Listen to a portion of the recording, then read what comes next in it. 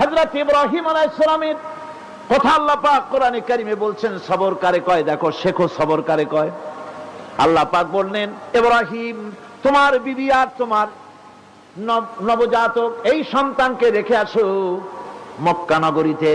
তিনি চলে গেলেন, সেখানে ঘর নাই, বাড়ি নাই, কিচ্ছু নাই, চতুর্দিকে ধুধু বালু আর মরুভূমি। হযরতে হাজরা বলছেন, ইব্রাহিম সামান্য পানি আর খাবার দিয়া আমার সন্তান শুদ্ধ এখানে রেখে যেতেছো, আমি কি অপরাধ করেছি? কোনো জবাব নাই। দুইবার তিনবার বলার পরে হাজরা বলছেন, ইব্রাহিম গো, তবে কি আমার আল্লাহর হুকুম মতো আমারে রেখে যাচ্ছ নাকি? হযরত ইব্রাহিম আকাশের দিকে আঙ্গুল উঁচু করলেন। কথা বলবেন, বাক শক্তি বেরোচ্ছে না। 80 বছর বয়সের সময় একটা বাচ্চা আল্লাহ তারে দিচ্ছেন, আর এমন বাচ্চা পয়গম্বরের